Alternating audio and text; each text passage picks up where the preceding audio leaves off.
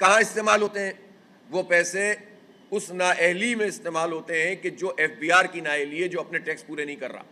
حکومت کی نااہلی ہے کہ وہ جاگیرداروں سے ٹیکس نہیں لے رہی، بڑے بڑے جن کے سینکڑوں مربع زمین ہے۔ وہ نااہلی جو ان کی ہے، جو حکومت والوں کی اور اس کے پورے نظام کی نااہلی ہے، اس نظام کی نااہلی اور کرپشن کا بوجھ پاکستان کا طالب علم، پاکستان کا غریب، پاکستان کا مڈل کلاس آدمی برداشت کر رہا ہے، صرف ایک پیٹرولیم لیوی کی مد میں۔ باقی آپ بجلی کے بل میں جو ٹیکس لگے ہوئے ہوتے ہیں، فردر ٹیکس، اور کون کون سے ٹیکس ہوتے ہیں، fuel adjustment charges, quarterly charges, other tax, فلاں tax, sales tax, withholding tax, سارے ٹیکس ڈالتے چلے جاؤ اور لوگوں کو جو ہے لوٹتے چلے جاؤ، خود کچھ نہیں کرو۔ 25,000 لوگوں پر مشتمل ایف بی آر کا عملہ ہے، جن کے سینکڑوں افسران کو کروڑوں روپے کی گاڑیاں ملی ہوئی ہیں فری ایک ایک فرد کو، اور ان کے بڑے بڑے افسروں کے پیٹرول بھی فری ہوتے ہیں، لیکن یہ سب مل کر اپنے اہداف پورے نہیں کرتے، اور جو ان کی کرپشن اور نالائقی ہے وہ بھگتتے ہیں پاکستان کے نوجوان، بائک چلانے والے، گاڑی چلانے والے، مڈل کلاس لوگ۔ 1900 ارب روپے انہوں نے، اور خوشیاں منا رہے تھے ہمارے وزیر صاحب کہ ہم نے اتنے پیسے اس میں سے جمع کیے، ہم کیسے ختم کر دیں۔ آپ نے ڈاکہ ڈالا ہے، آپ اس ڈاکے کو ختم کریں۔ آپ نے چوری کی ہے، آپ نے کرپشن کی ہے، یہ کرپشن ہے کہ اپنی کرپشن چھپانے کے لیے آپ ہمارے اوپر بوجھ ڈالتے ہیں، اور حکومت کو وہ وکیل مل جاتے ہیں جو کہتے ہیں کیسے ختم ہو سکتے ہیں، پیٹرول کی قیمت کم کیسے ہو سکتی ہے۔ تو یہ پورا جو اتحاد ہے لوگوں پر ظلم کرنے والا، اس کے مقابلے میں ظاہر جد و جہد کرنی پڑے گی۔ میں پاکستان کی پوری قوم کو مبارکباد دیتا ہوں کہ جس طرح 7 اگست کو لوگ باہر نکلے اور پورے پاکستان میں سڑکوں پر آئے۔ بہت پریشانی ہے حکومت کے لوگوں کو، اور بدقسمتی سے پاکستان میں ایسے لوگ میسر آ جاتے ہیں حکومت کو جو انہی کی زبان بولنا شروع کرتے ہیں۔ جب بھی عوام کی جد و جہد کی جائے گی، جب بھی عوام کی ترجمانی کی جائے گی، جب بھی ذات سے بالا تر ہو کر اور پارٹی سے بالا تر ہو کر جینوئن ایشوز پر سیاست کی جائے گی، تکلیف شروع ہو جاتی ہے لوگوں کو، اور وہ تکلیف جو ہے وہ بڑھتی چلی جاتی ہے۔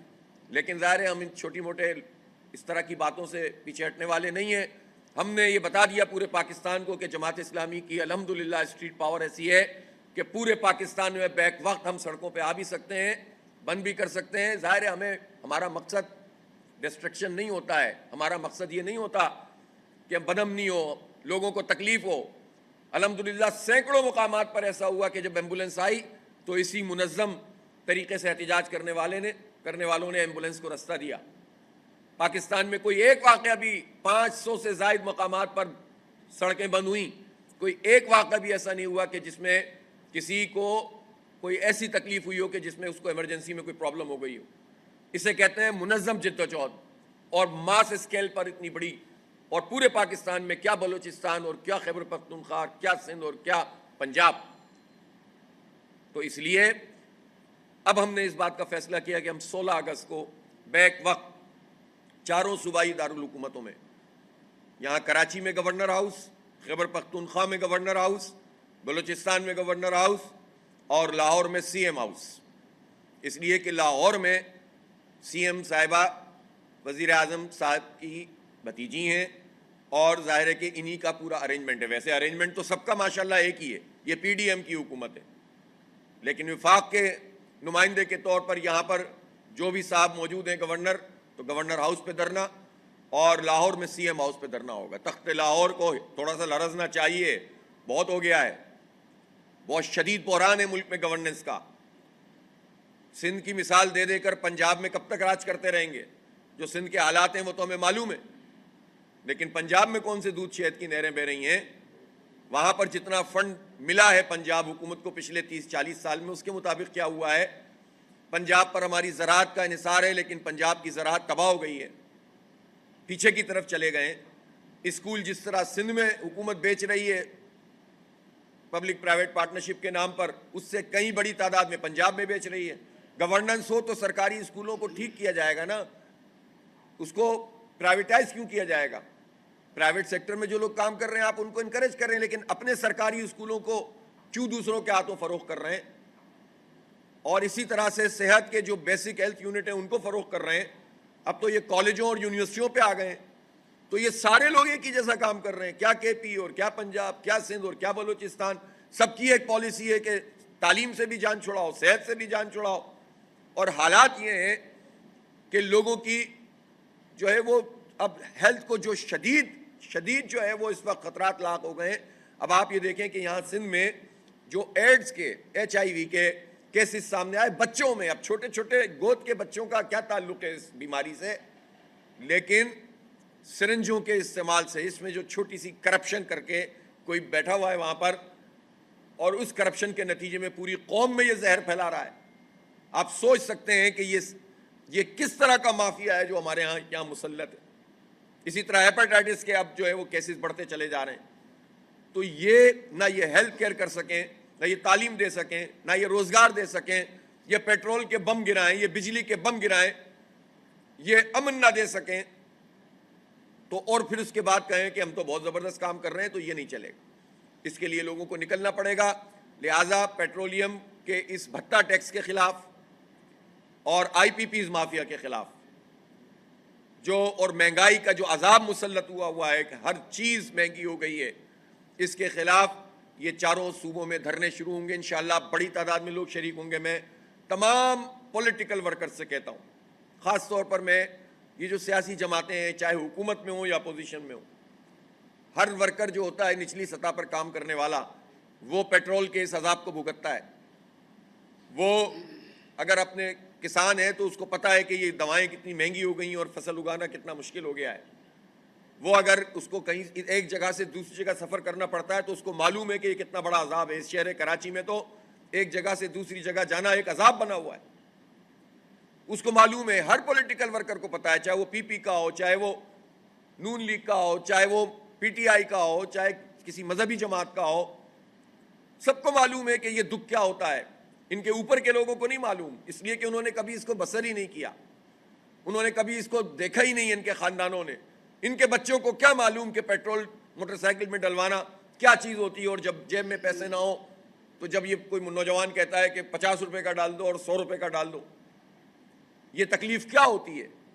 اور جب بائک رک جاتی ہے اور پہلے دھکا اور پھر لیٹی اور پھر بھی نہ چلے تو یہ عذاب کیا ہوتا ہے, ان کو کیا معلوم.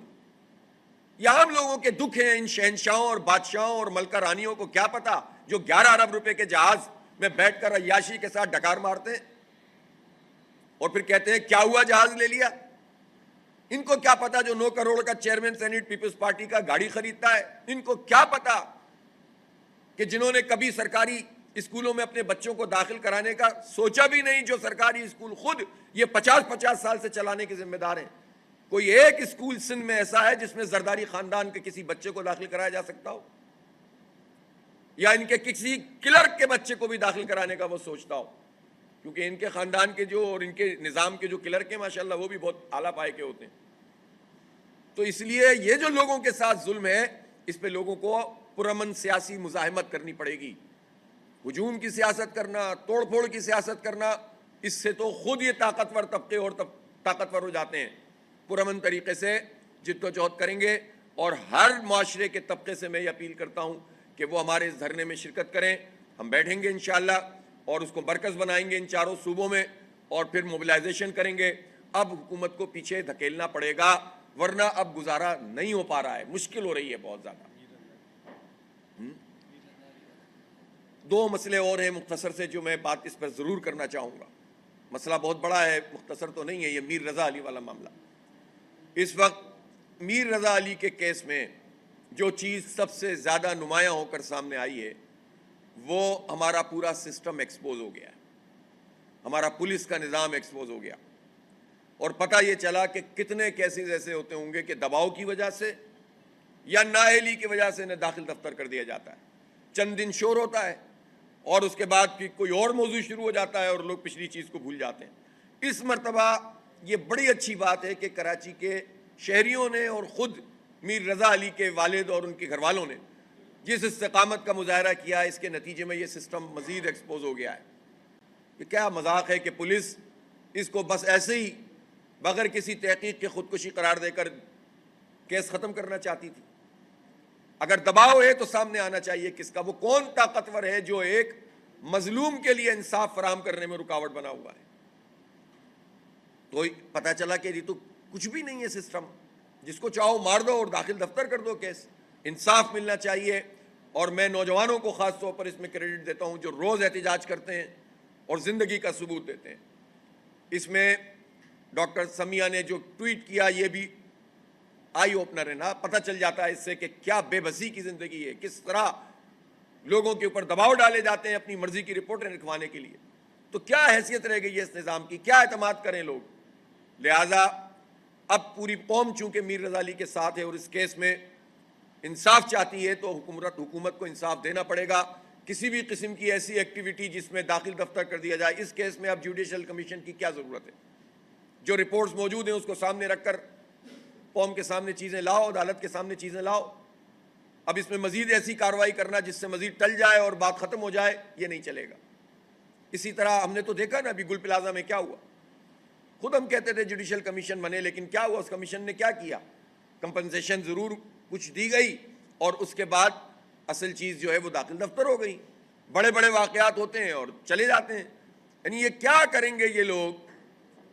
خاص طور پر میں پیپلز پارٹی سے پوچھنا چاہتا ہوں کہ جو آج تک بے نظیر کے قاتلوں کو بے نقاب نہ کر سکے, 2 دفعہ صدر بن گئے زرداری صاحب, کوئی ان سے سوال کرے نا کہ بے نظیر شہید کے قاتل کہاں ہیں, کس نے کیا یہ قتل.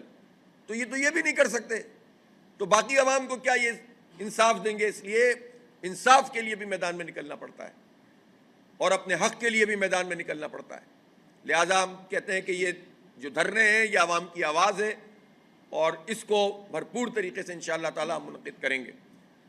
آخری بات یہ ہے کہ اب تقریباً کتنا عرصہ ہو گیا صومالیہ والے, 112 دن ہو گئے. 112 دن میں اس حکومت نے اس بات کو مینیج نہیں کیا کہ ہمارے 10 شہری پاکستان کے وہ بحری قزاقوں پائریٹس کے, سمجھ لیں انہوں نے ان کو اغوا کیا ہوا ہے, ان کی قید میں, اوپن سی میں, پتہ نہیں ان کا کیا حال ہوگا. 112 دن آپ تصور کر سکتے ہیں, اور ان کے گھر والے مارے مارے پھر رہے ہیں. ہم نے ہر ممکن کوشش کی, پاکستان کے دفتر خارجہ, وزارت داخلہ, وزیر داخلہ, مشیر داخلہ اور اسی طرح جو ادارے اس سے متعلق ہیں ان سب سے بات کی ہے, لیکن بدقسمتی سے اس پہ حکومت کی طرف سے پیش رفت نہیں ہو رہی, جو بہت افسوسناک ہے کہ ہم اپنے شہریوں کا تحفظ کرنے میں ناکام ہیں. دنیا بھر میں اس طرح کی چیزیں ہوتی ہیں, حکومتیں انوالو ہوتی ہیں اور انوالو ہو کر ان مسائل کو ریزالو کیا جاتا ہے. تو میں ایک مرتبہ پھر مطالبہ کرتا ہوں کہ یہ کسی کے پورے خاندانوں کا مسئلہ ہے کہ جن کے پیارے جو ہے وہ بحری قزاقوں کے سمجھ لیں قبضے میں ہیں, ان کو آزاد کروانا حکومت کی رسپانسبلٹی ہے اور اس کے لیے واضح طور پر اقدامات کر کے ان کو واپس لانا چاہیے. بہت شکریہ.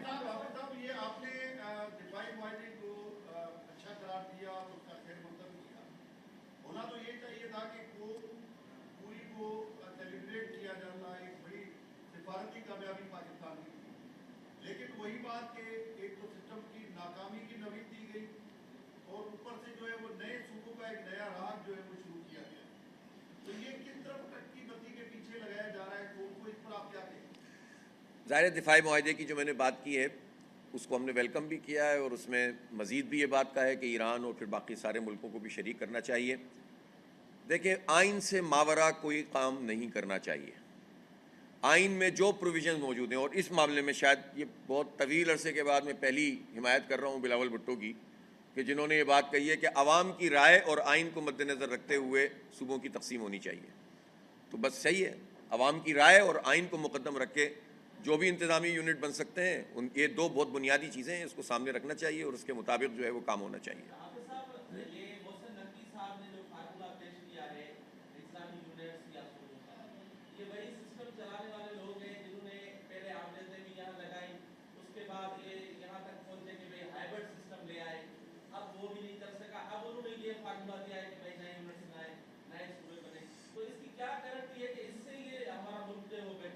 یہ بات صحیح ہے کہ جو حکومت عوام کی رائے کے ساتھ نہیں ہوتی وہ کسی بہت اچھے آئیڈیا کو بھی ٹھیک طریقے سے لے کر نہیں چل سکتی, بجائے اس کے کہ کوئی ایسا آئیڈیا ہو جس میں تنازع بھی موجود ہو.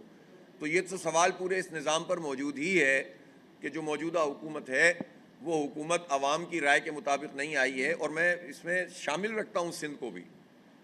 ہم نے تو دیکھا ہے اپنی آنکھوں سے کہ یہاں کراچی میں جو 22 قومی اسمبلی کی سیٹیں تھیں اس میں سے 15 قومی اسمبلی کی سیٹیں ایم کیو ایم کو دی گئی تھیں اور باقی جو 7 رہ گئی تھیں وہ پیپلز پارٹی کو فارم 47 پہ دی گئی ہیں. ان میں سے نہیں جیتے یہ لوگ, شاید ہی ایک سیٹ جیتے ہوں, اور ہمیں معلوم ہے ہمارے پاس وہ فارم 47 بھی ہیں, ٹریبونل میں گئے ہوئے ہیں, کوئی پوچھنے والا ہے نہیں. تو جو قوم کی ترجمان نہ ہو, جو قوم کی رائے سے نہ آئی ہو, تو اس کی بات تو ویسے ہی لوگ نہیں مانتے. اس لیے ہم پھر یہی بات کہتے ہیں, چاہے انتخابات ہوں اور چاہے کوئی بھی فیصلہ ہو, آئین سے ماورا کوئی چیز نہیں ہونی چاہیے, عوامی رائے کا احترام ہونا چاہیے, گریٹ ڈسکشن ہونی چاہیے, گریٹ ڈائلاگ ہونا چاہیے, بجائے اس کے کہ کوئی ایک آئیڈیا فلوٹ کر دیا جائے اور اس کے پیچھے پوری قوم پڑ جائے. بہت شکریہ جی, بس یہ بات ہو گئی جی. آپ جو کہہ رہے ہیں کہ جو ہوا ہے دفاعی معاہدہ ہوا ہے, اس سے براہ راست پاکستان کو کیا فائدہ ہو سکتا ہے؟ دوسری بات یہ بتائیے گا کیا یہ بلاکس جو ہے اس میں ایران اور دیگر مسلم ممالک جو ہیں انہیں شامل کرنا بھی ضروری تھا, اور یہ بلاک بنانے سے پہلے جو حکومتیں ہیں انہیں عوام کو جو ہے وہ بتانا چاہیے تھا, ان سے رائے لینی چاہیے تھی, جو نمائندے اس وقت اسمبلیوں میں بیٹھے ہیں ان سے رائے لینے کی ضرورت تھی یا نہیں؟ اچھا, میں تو اس پہ بات کر چکا ہوں کہ یہ دفاعی معاہدے کا ہم خیر مقدم کرتے ہیں, اور اس میں ایران سمیت میں نے تو قطر کا نام بھی لیا ہے, ملیشیا, انڈونیشیا کا اور بنگلہ دیش کا بھی نام لیا ہے, اور ایجپٹ کا بھی نام لیا ہے, اور آہستہ آہستہ اس میں تمام ہی مسلم ممالک کو شامل ہونا چاہیے. تو یہ تو میں کہہ چکا ہوں پہلے ہی, اور ظاہر ہے کہ ہمارے ہاں یہ کلچر ہی نہیں ہے کہ صحیح طریقے سے پارلیمان میں گفتگو کی جائے. تو یہ تو کنڈکٹ کا مسئلہ ہے حکومت کا. البتہ اس معاہدے کا ہم ویلکم کرتے ہیں. چلے جی, نہیں آپ کر لیں بات جلدی.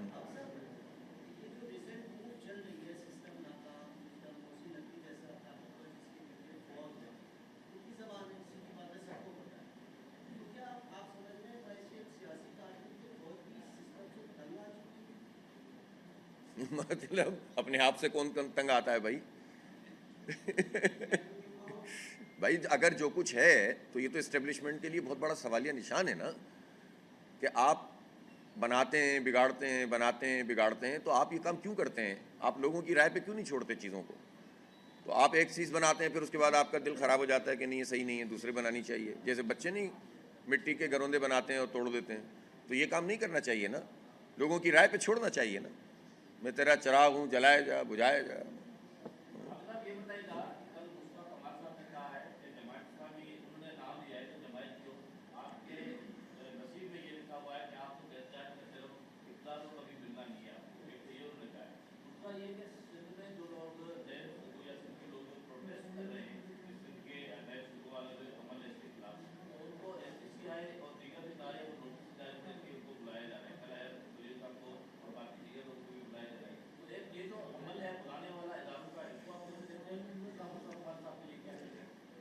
اب آپ نے جو پہلا سوال کیا ہے, جو ایک پولنگ اسٹیشن کا پولنگ بوتھ نہ جیت سکے, میں اس کی بات کا کیا جواب دوں؟ ایم کیو ایم اور وہ صاحب سمیت وہ ایک پولنگ اسٹیشن نہیں جیت سکے اور زبردستی مسلط کر دیا گیا, تو میں ان باتوں کا جواب میرا دینا بنتا نہیں ہے. میرا خیال ہے کسی وقت اگر مناسب سمجھیں تو منیم بھائی اس پر بات کر لیں. اور باقی تو دیکھیں, پاکستان میں آزادی اظہار رائے کی باتیں بہت کی جاتی ہیں کسی بھی مسئلے پر. اگر کوئی احتجاج کر رہا ہے پرامن طریقے سے, اپنی بات کر رہا ہے اور آئین اور قانون کے مطابق کر رہا ہے, تو اس کو ہراساں کرنا, اس کو اٹھانا, اس کو بند کرنا کسی بھی صورت میں قابل قبول نہیں ہے. بہت بہت شکریہ جناب, تھینک یو ویری مچ.